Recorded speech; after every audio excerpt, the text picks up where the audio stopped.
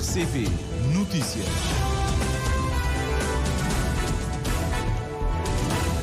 São 13 horas em Cabo Verde. Muito boa tarde. Vamos dar início ao Jornal da Tarde para esta quarta-feira e vamos aqui conhecer os títulos que vão fazer esta edição.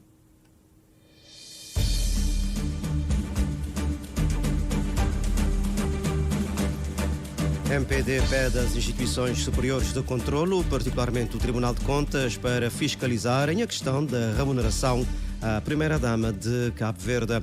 Bruma seca continua no país e a ter efeitos diversos, para além de dificultar ligações aéreas, igualmente tem consequências a nível da saúde, com o aumento de problemas respiratórios.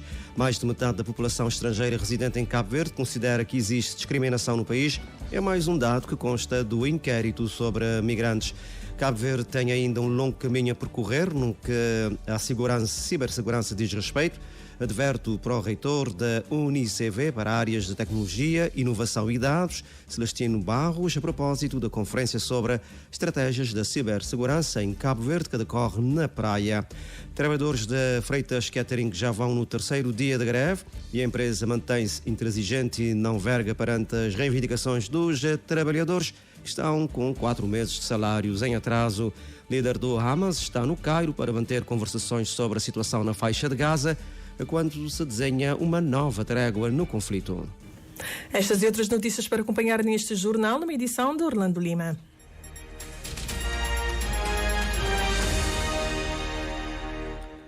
Ora viva, boa tarde e seja bem-vindo a este Jornal das 13, aqui na sua RCV.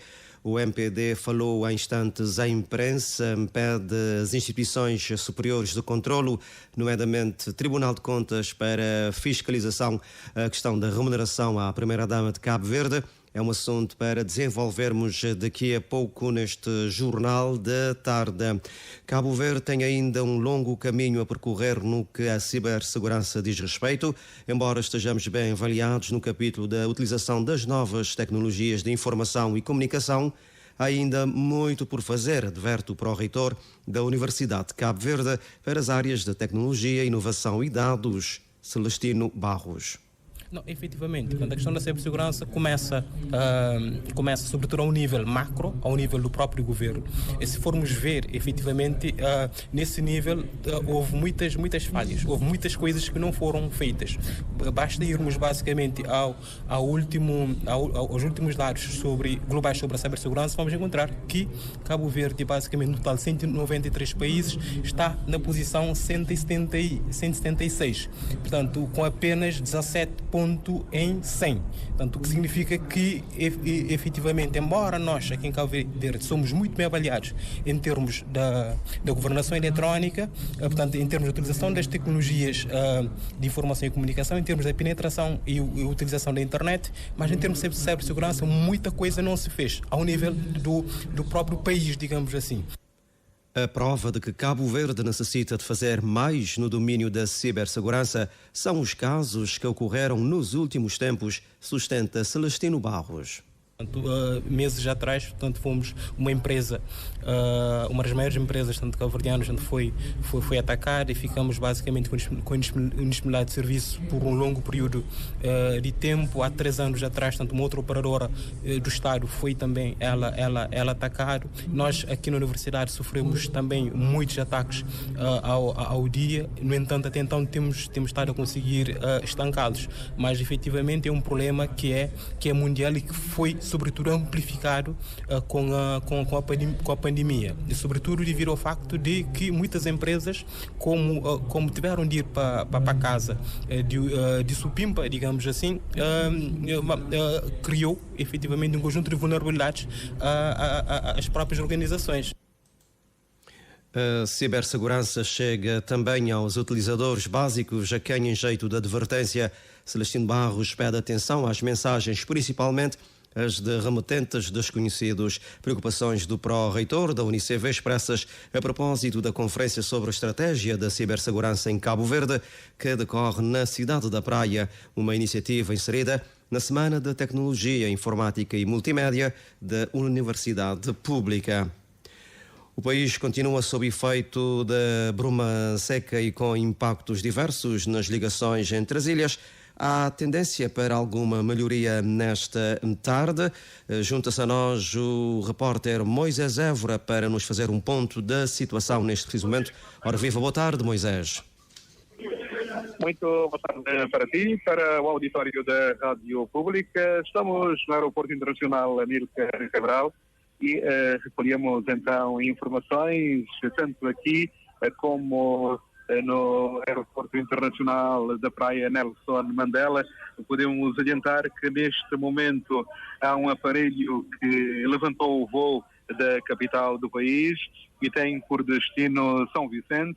Depois regressará à cidade da Praia para rumar à Ilha do Fogo. E também já houve uma ligação praia-sal-praia na manhã de hoje e no que diz respeito ainda ao programa Saídas do Sal, podemos adiantar que há uma ligação Sal-São Vicente para as 17 horas e Sal-Praia para as 19 horas e 40 minutos. Estamos a falar então de ligações domésticas pelos contactos já efetuados com o Instituto Nacional de Meteorologia e Geofísica. A previsão aponta para alguma melhoria durante a tarde e amanhã haverá então melhorias consideráveis por aquilo que apuramos também junto do referido Instituto. Olhando para ligações internacionais, podemos adiantar que o avião do Luxemburgo conseguiu aterrar hoje na Ilha da Boa Vista, um avião com capacidade para 186 passageiros, também um avião com proveniência de Itália Malpensa, a capacidade para 186 passageiros, aterrou também na Ilha da Boa Vista. O avião que ontem seguiu para Tenerife, tendo em conta o quadro de hotéis cheios aqui na Ilha do Sal, está nesta altura rumando para a Ilha da Boa Vista, deverá chegar às 14 horas e 33 minutos. Então, turistas alemães que ontem não puderam chegar à Ilha da Boa Vista. Há também passageiros da Helsínquia que ficaram na Ilha do Sal. Ontem houve hotéis apenas para passageiros que vieram em 2 aparelhos e nesta altura passageiros que chegaram também, que dormiram no Sal, vão para Boa Vista, como apuramos junto de agências aqui no Aeroporto Internacional Amílcar Cabral. Há uma outra ligação com proveniência de Inglaterra, 189 passageiros, que deverá rumar para Boa Vista esta tarde, ou seja, às 14 horas e 35 minutos. Olhamos para a transportadora aérea portuguesa, está a operar também nesta altura uma ligação Lisboa-Boa Vista. Ontem não foi possível. 216 passageiros estão nesta altura rumando então para a Ilha da Boa Vista. Aliás, estão rumando para a Ilha de São Vicente. Fica esta correção, estão viajando para a Ilha de São Vicente e ligação Lisboa-Boa Vista será realizada amanhã. São dados que, nesta altura, podemos adiantar para o auditório da Rádio Pública. Há alguma melhoria, já ligações, então, para alguns pontos do país e vamos continuar a acompanhar. Muito boa tarde. Igualmente, votos de boa tarde, Moisés Évora, aqui com estas últimas informações. Alguma tendência para melhoria e assim algumas viagens já realizadas e outras que poderão acontecer ao longo desta tarde. Isto na sequência dos efeitos que a bruma seca tem estado a ter aqui nas ligações entre as ilhas e mesmo a nível internacional. E a afluência aos serviços de urgência na praia somada dá sinais de aumento devido a problemas respiratórios, mesmo ligeiros, que têm como causa a inalação de partículas que pairam com a bruma seca. A pneumologista Diva Sanches realça que ainda é cedo para conclusões, mas alerta que é preciso ter consciência dos riscos. Esses dias estamos perante uma bruma seca, uma condensação do vapor de água associado à poeira, fumaça e outros poluentes que dá uma cor acinzentada ou acastanhada, ou seja, uma cor mais escura do ar. Esse ar é prejudicial à nossa saúde, porque quando respiramos o ar que tem poeira, fumaça e poluentes, às vezes vêm juntamente com o micro-organismo e isso pode levar a descompensações de doenças respiratórias ou mesmo infecções respiratórias. O Instituto Nacional de Meteorologia e Geofísica tem instado a população a estar atenta aos riscos associados à exposição prolongada pelos elevados níveis de partículas. Isso é o quê? São partículas menor de 2,5 micrômetros e partículas menor de 10 micrômetros. O que significa? Ou seja, qual é a relação com doenças respiratórias? Isso porque são pequenas partículas em suspensão que estejam com essas substâncias tóxicas. Devido ao tamanho pequeno, temos chances de inalar essas substâncias, porque quando é menor que 10 micrômetros, pode chegar ao pulmão. E como 2,5 é muito mais pequeno, é mais fácil ainda de chegar ao pulmão, ou seja, temos maior chance de ter infecções respiratórias, quer vias respiratórias altas e quer vias respiratórias baixas, bronquite, pneumonia, e vias respiratórias altas, que é laringite, faringite, sinusite, rinite. Diva Sanches aconselha o uso de máscaras faciais, sobretudo aos asmáticos ou que padecem de doenças pulmonares. Podem descompensar, ou seja, entrar em crises com broncoespasmo, ou seja, com falta de ar e bronco no peito. Ou seja, haverá sempre descompensações de doenças crónicas e infecções respiratórias agudas. E então, nesses dias, vamos ter aumento de pacientes nos centros de saúde, nas bancas de urgência, quer pediatria ou adulto. Haverá sempre aumento de números de pacientes por causa do ar com bruma seca e isso facilita para ter doenças respiratórias. Recomendações da médica Diva Sanches, pneumologista, a propósito dos efeitos da bruma seca na saúde das pessoas, sobretudo dos asmáticos. Vamos à matéria de abertura deste jornal. O MPD insta as instituições superiores de controlo, como o Tribunal de Contas, a exercerem o seu papel no sentido de esclarecer o assunto em pauta nos últimos dias, que é a suposta remuneração mensal atribuída à primeira-dama de Cabo Verde, Débora Catiza, no montante de 300 contos. Os detalhes com a Joana Lopes.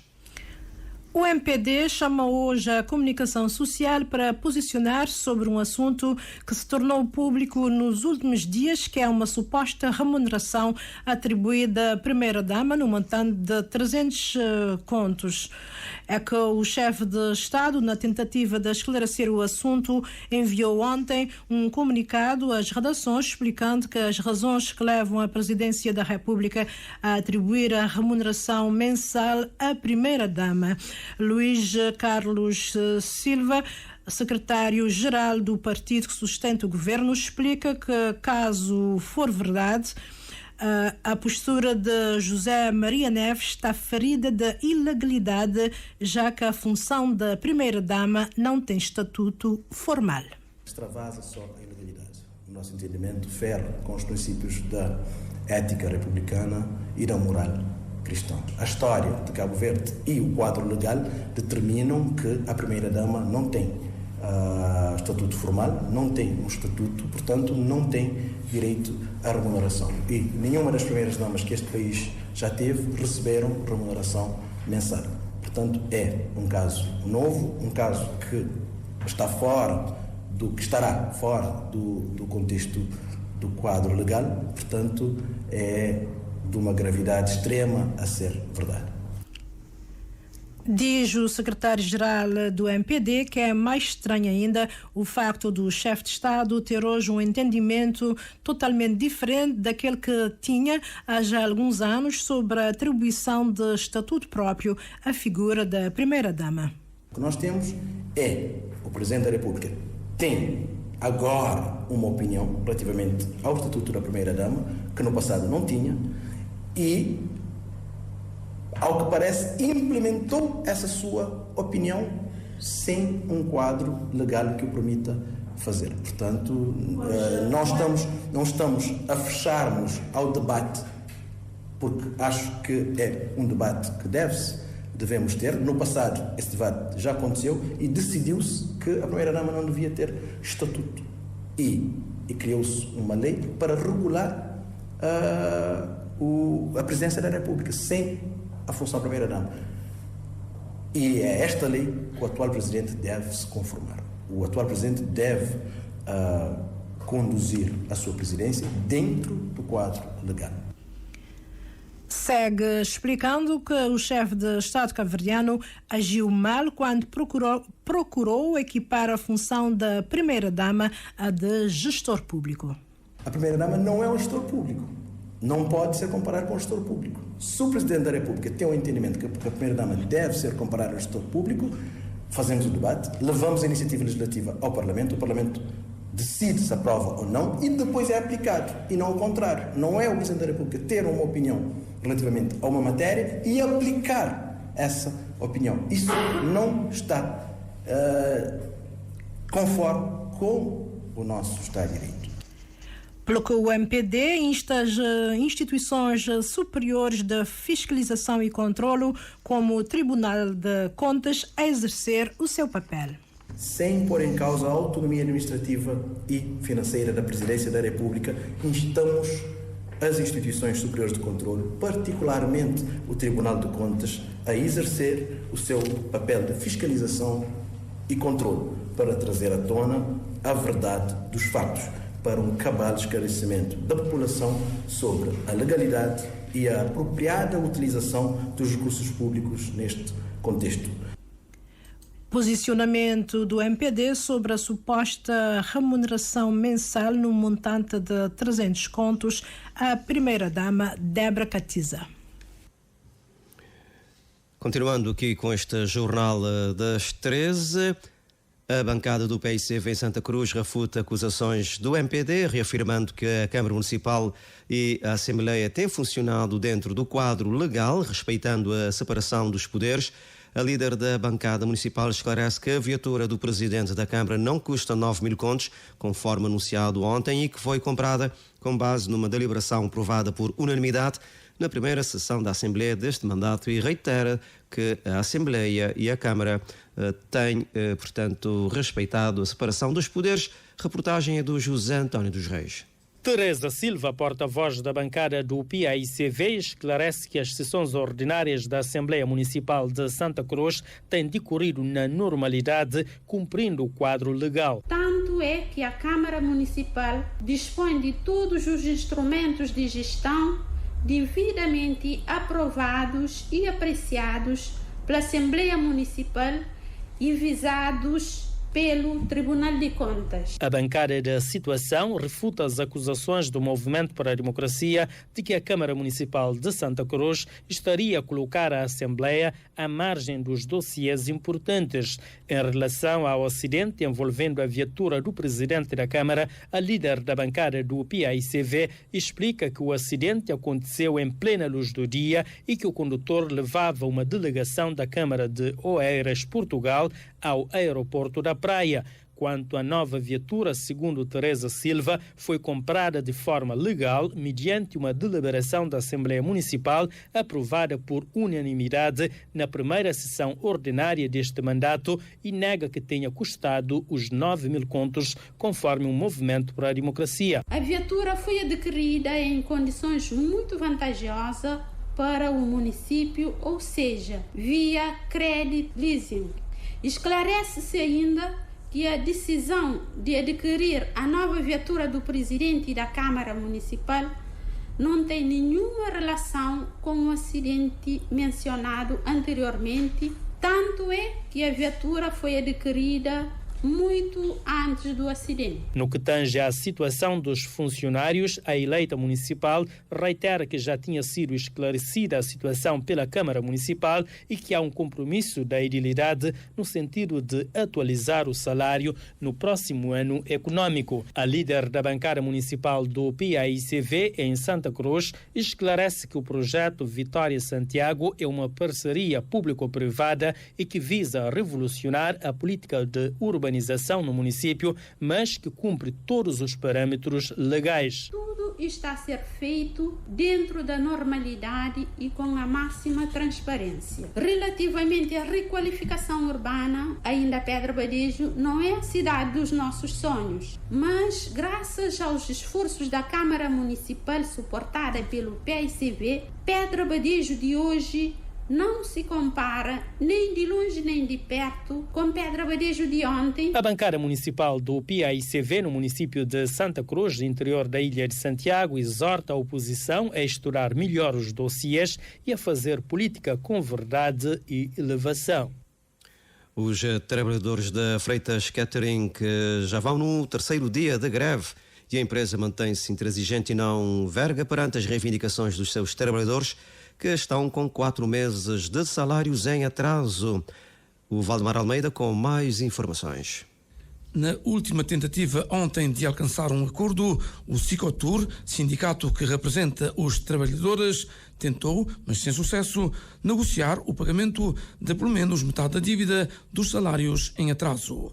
Nilton Vaz, presidente do Cicotur, lamenta a intransigência do Conselho de Administração da Freitas Catering, numa altura em que os trabalhadores estão sufocados de dívidas com renda de casa, fatura da Eletra e com o sustento das respectivas famílias. É muito triste e nós tornar a solicitar, pedir aqui no direito que criar condições para pelo menos para que seja paga uma parte do salário, para não poder negociar as outras partes, porque senão nos próximos dias o cenário pode ser o greve de ser terminado no domingo, depois não ter para parar novamente um pré-aviso de greve, pode ser um greve indeterminado e que pode trazer um constrangimento. Os trabalhadores já de Namar não te agora e lutar até quando pelo menos alguma coisa bem a favor dos trabalhadores. Os trabalhadores e o sindicato temem as consequências desta greve para a própria sustentabilidade da fábrica Freitas Catering, mas, reafirma Nilton Vaz, não resta nenhuma outra alternativa aos mesmos senão manter a greve. Já está comprometido, porque nós não temos noção que o serviço catering é único na ilha, tendo, e poder dizer no momento grande assim, a época está alta, por causa de condições, ele poder também criar uns certos constrangimentos futuros para a empresa. Por isso, não está tornando dia quem no direito. Acho que não tem sócio militar com um certo poder na Cabo Verde, um certo envolvimento a nível de instituições, para poder pelo menos espiar, se pelo menos o salário entrar e criar condições para trabalhadores voltar para trabalhar. Recorda-se, a Freitas Catering é a única empresa no Sal a prestar este tipo de serviço de abastecimento de alimentos e bebidas aos aviões que demandam o aeroporto do Sal. 13h23. As associações da sociedade civil, hoje visitadas pelo Primeiro-Ministro na cidade da Praia, apontam a questão da sustentabilidade como o maior desafio a ser ultrapassado, sobretudo neste tempo de múltiplas crises. O Primeiro-Ministro avança que depois será definido um quadro de parcerias alargada a ser concretizado no próximo ano. Edneia Barros. Na sua visita às organizações da sociedade civil, o Primeiro-Ministro passou por Maracanã, uma associação que trabalha para a inclusão de crianças, combate ao abandono escolar e delinquência juvenil e também apoia idosos. Entretanto, uma das preocupações da associação, hoje partilhada com o Primeiro-Ministro, se prende com a sustentabilidade, diz Carlos Tavares, presidente do Maracanã. A maior preocupação aqui no mostra é o trabalho de sustentabilidade financeira da associação. Para mim, aquilo é que é realmente o nosso maior problema. E apesar que não tem no trabalho, porque é uma dificuldade e o resultado bastante satisfatório. Nesse ano, no trabalho com cerca de 260 crianças, ou beneficiários de salário direto. O número de idosos nunca tem número exato, para modo não está aberto, inclusive não está partilha que os materiais para a ilha. Igualmente, o Senorf e a ADVIC receberam a visita do Primeiro-Ministro. Há associações que também buscam apoio para sanar alguns desafios. Para que pessoas possam usufruir daquela gratuidade de ensino, tem que criar também algumas condições que têm a ver com o acesso. A hora que me fala de acesso, não tem inclui também recursos materiais adaptados que te permitem uma pessoa, um estudante com deficiência visual, atingir aquele que não pode chamar de sucesso. Mas também tem outra questão de fundo que também tem a ver muito naquela questão de sobrevivência de pessoas com deficiência visual, que tem a ver com o enquadramento dentro do cadastro social. E também não tem questão também de empregabilidade. A única preocupação é a questão de técnico. e tem doença, por exemplo, nesse momento o nosso técnico está de baixa, então não está parado. Mas tem outras questões que têm a ver com as deslocações a ilhas que também têm seu custo. Compõem a lista de associações visitadas nesta quarta-feira pelo Primeiro-Ministro Black Panthers, Apimut, Lar de Idoso, a Associação Cabo-Verdiana de Deficientes e Mona Roda. O Primeiro-Ministro anunciou que em 2024 será concretizada uma parceria alargada para amenizar os desafios das associações e permitir uma maior inclusão. Definir um conjunto de critérios, indicadores para, em conjunto, vermos como participar, por exemplo, no programa de erradicação da pobreza extrema, como participar e contribuir ainda mais para a inclusão social, para os cuidados. E em função disso, nós vamos fazer um programa de afetação de recursos. Para além disso, essas organizações parceiras terão também sempre maiores possibilidades de criar redes de contactos com ONGs estrangeiras e com certificados, no fundo, de parceria com o governo, abre sempre mais portas. E, ao mesmo tempo, avançou-se também a ideia de criar tipo de uma figura de DIDO para a promoção da ação social e da inclusão social. Onde nós temos embaixadas, servirmos também de interlocutores com ONGs que trabalham a nível mundial em vários países nessas áreas e precisamos ter também boas parcerias. E o Primeiro-Ministro continua amanhã, quinta-feira, sua visita, tendo na agenda encontros com outras associações da sociedade civil. Mais da metade da população migrante residente em Cabo Verde considera que existe discriminação no país. É um dos dados do inquérito sobre a população estrangeira, como avança a Presidente da Alta Autoridade para a Imigração.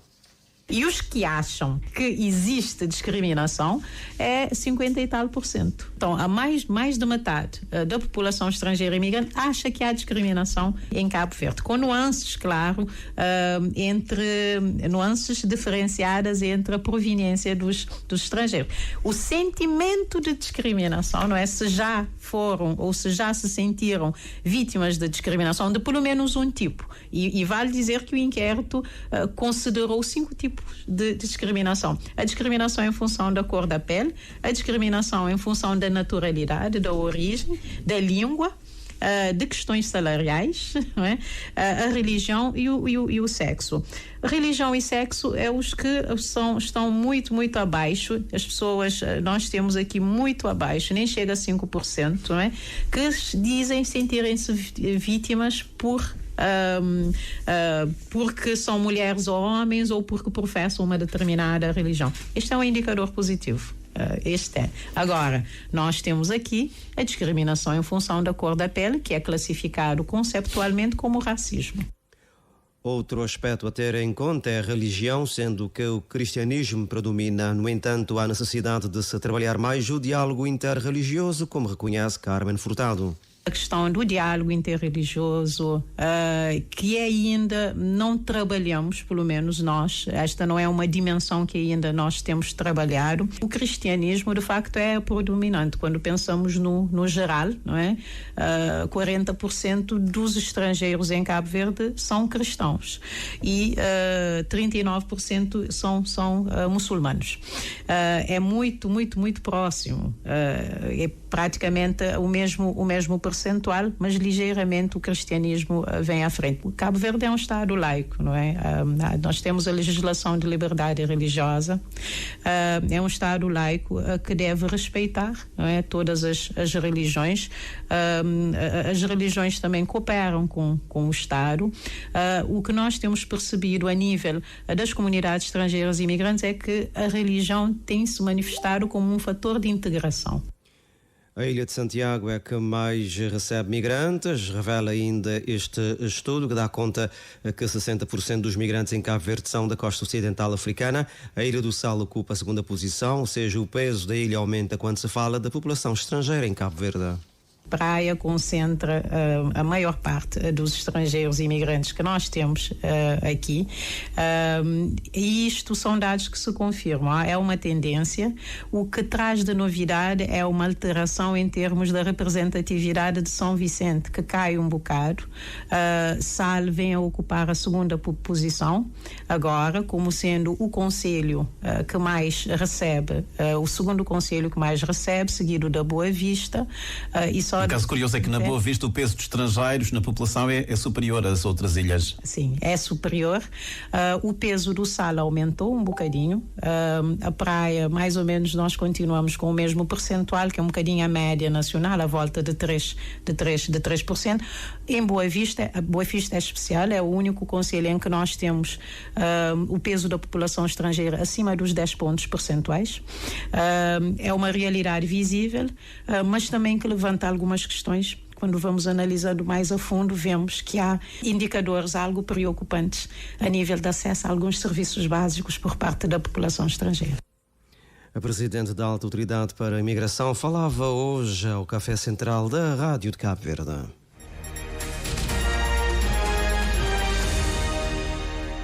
A equipa multidisciplinar de apoio à educação inclusiva da Delegação do Ministério da Educação de Santa Catarina realizou hoje de manhã um almoço convívio com as crianças com necessidades educativas especiais.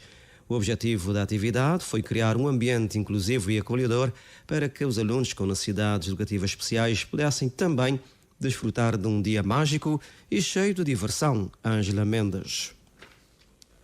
Um momento mágico para as criancinhas com necessidades educativas específicas do município de Santa Catarina, que, segundo a coordenadora da equipa multidisciplinar de apoio à educação inclusiva na Delegação do Ministério da Educação de Santa Catarina, Ana Heloísa, é uma forma de proporcionar um momento diferente a essas criancinhas. O objetivo dessa atividade de hoje é fazer crianças com necessidades educativas especiais sentir sorridentes e também deixar sorridente e sentir aquela magia de Natal. E no nosso conselho não está pode falar, mas nós estamos trabalhando para a inclusão porque nós temos um total de 10.112 crianças matriculadas na escola, onde 85 crianças já beneficiam de medidas especiais e na pré-escolar nós temos 58 jardins escolares, tanto privado como público e organizações.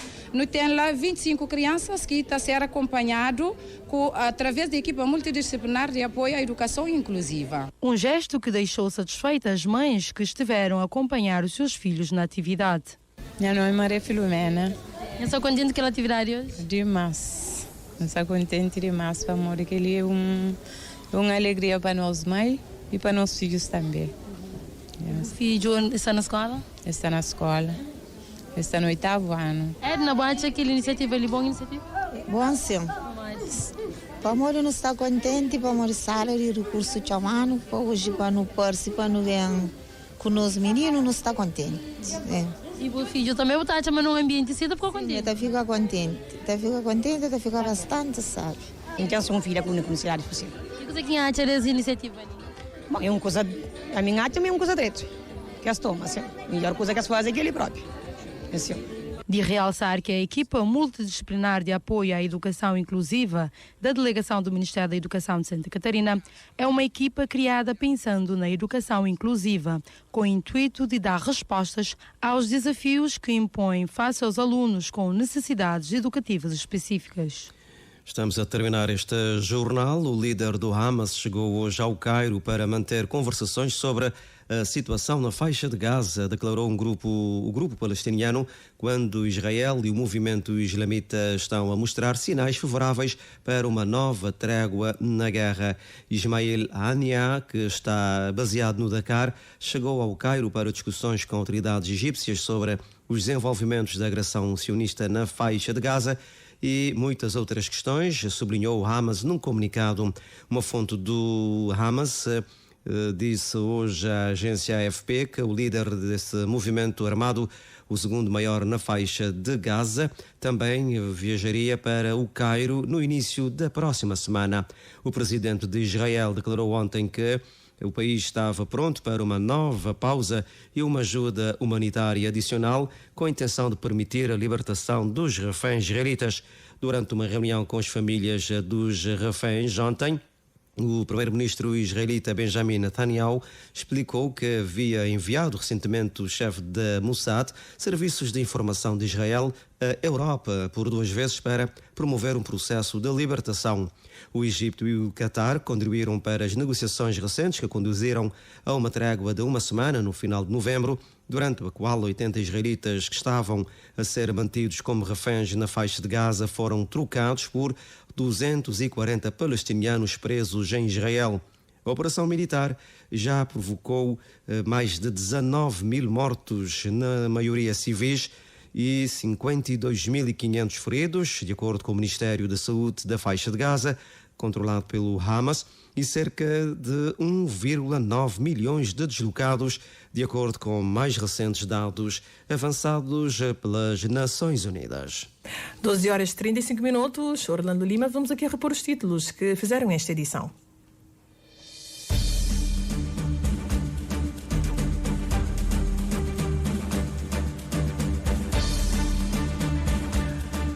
MPD pede às instituições superiores de controlo, nomeadamente o Tribunal de Contas, para fiscalização a questão da remuneração à primeira-dama de Cabo Verde.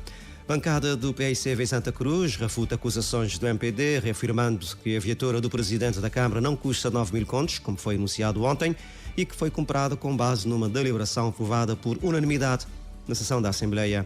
Tendência para alguma melhoria nesta tarde e com a realização de alguns voos. Por esses dias, a Bruma Seca tem criado alguns constrangimentos nas ligações interilhas e também, como vimos, mesmo ao nível da saúde, com aumento de problemas respiratórios, recomenda-se o uso de máscaras faciais, tendo em conta a poeira no ar.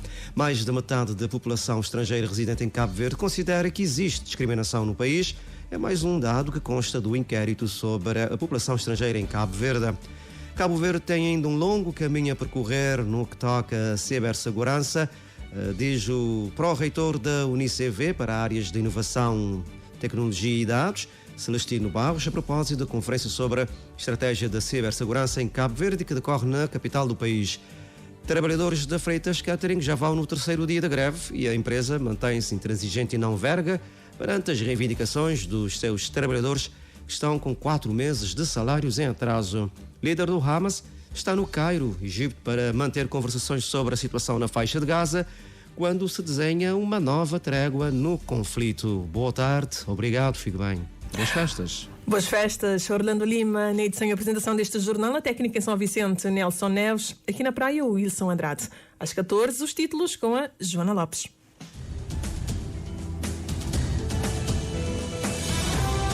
Mais informações em www.rtc.cv e na aplicação RTC Mobile. RCV, o rigor da notícia e o melhor da informação a cada hora.